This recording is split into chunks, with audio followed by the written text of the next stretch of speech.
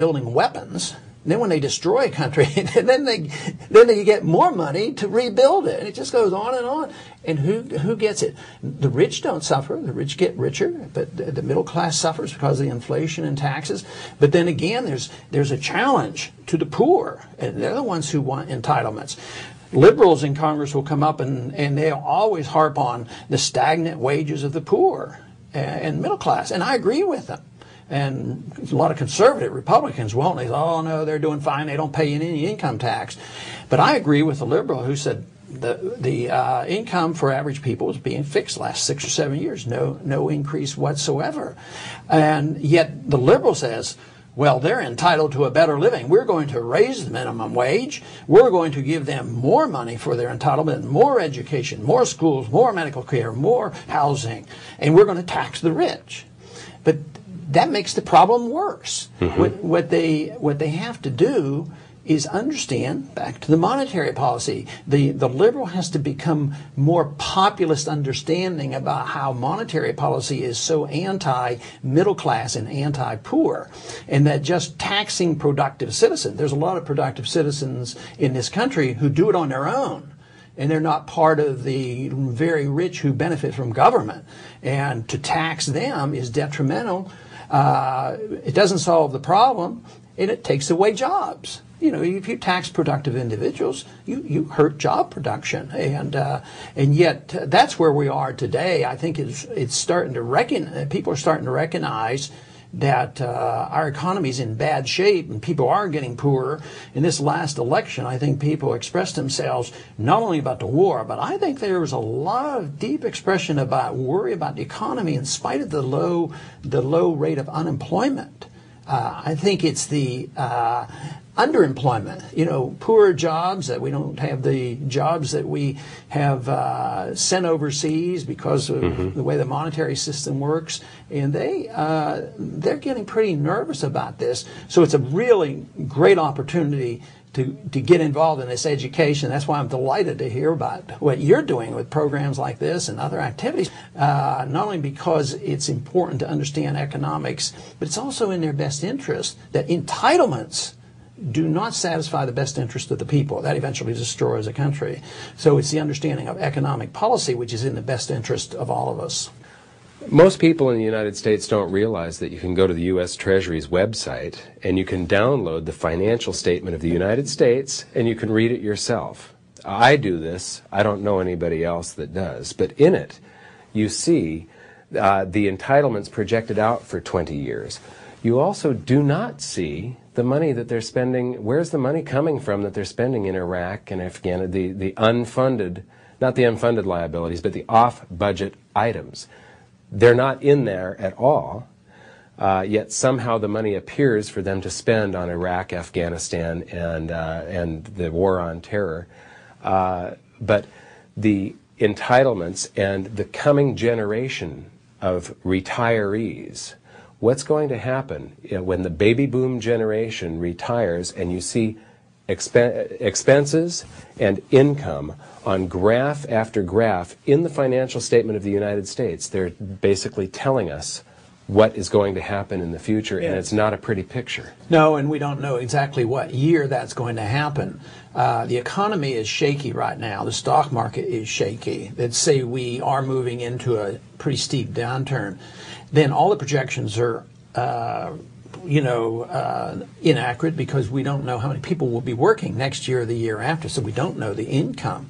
And we can estimate to a degree the expenses, but even that is difficult because, private pension funds are insured by the government and they're going to inherit a lot, and we are transferring some of the medical responsibility from private corporations who no longer can happen, like the prescription drug program was a transfer from private responsibility to government responsibility. And this is so huge that nobody can quite comprehend it. It's into the many, many trillions of dollars. All we know for certain is it's not workable, and it will fall apart. But I always tell the elderly, you're always going to get a check. we're always going to send you a check for your Social Security, and it's going to go up. But we will always fudge on what the real rate of inflation is, so it will never go up quite for you. So your real income is going to stay flat or go down. But you're always going to get a check, and they'll try to keep up. But the question is what's it going to buy? You know, even if it comes gradually, and electricity doubles, and your check doesn't double, you're going to suffer. And I think that is what's going to happen. I think this country is going to get much, much poorer. And the entitlements will finally have to end, because just printing the money and running up the deficit, or expecting foreigners to continue to loan us the money, it's not going to last. It's just a dream, and it's very, very serious. And even though there's a few people in Washington talks about it, they're not really serious about it. It's put it off. There's a deep concern in Washington for the next election already.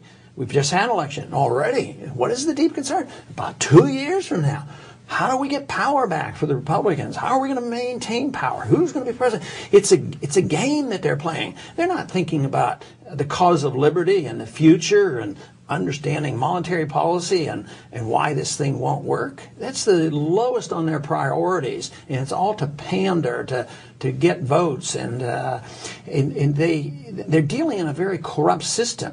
There's less corruption than you might believe in the conventional sense of members of Congress taking money under the table. They're dealing in a corrupt system where they're transferring wealth back and forth, and that's their job. And the better they transfer this wealth from somebody else who's paying the taxes to their district, I mean, that's the sign of an effective congressman. So they work very hard at that. It's a system that is corrupt, and it invites a lot of abuse, and that's why this entitlement system has just gotten totally out of control. But in a way, though, when the crisis hit, there'll be some good things that come about it. People will recognize that hard work is an honorable thing to do, and we have to work to maintain a standard of living. And it means also that we're going to pull in our horns. We won't pretend that we can tell other people how to live, and that we're going to take democracy. Well, the founders didn't even like democracy, and we're expending lives and hundreds of billions of dollars to go over there and tell the Iraqi people how they're going to live.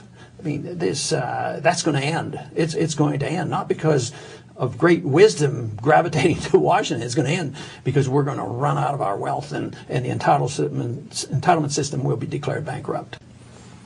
You mentioned earlier about printing money and the decline of the middle class when this happens. There's a number of examples in history of this happening before. Have you got any comments on that? Oh, yes, they're frequent. And one characteristic about a country that debases its currency and goes to a paper currency, the currency always self-destructs. It always ends. I mean, today, you know, tell us the difference between an asset-backed currency and a fiat currency. Well, the fiat means that it is declared by government that this is money, it's paper and it's money, and it's by government declaration. Where if you use a gold coin, the value comes from the marketplace, and government can't reproduce this, so it's always exchangeable, and the people will accept it. If this is sunk on a boat in a ship now, or it was 500 years ago, you dig it up, it has tremendous value. There will be numismatic value plus the real value of gold. This sinks, you put it to the bottom, and who cares? You know, this loses probably 5 to 10% a year in value. So it's very, very destructive. And that's why it's so important to have real money. And the other important reason, other than the economic reason, is it restrains government. If we had hard money, and we had to pay our bills, we would have to tax everybody for the entitlement system and the war. Taxes would double, maybe. I mean, it would be a huge increase in taxes. The other thing I would like to do is make everybody pay on a monthly basis. Mainly not to annoy them. To remind them, yeah, yes. To say, this is what you're paying for government. And the government's not allowed to spend any money other than what they take, and they have to get out of this business of financing big government. Because when you do this, when you have this right to print money,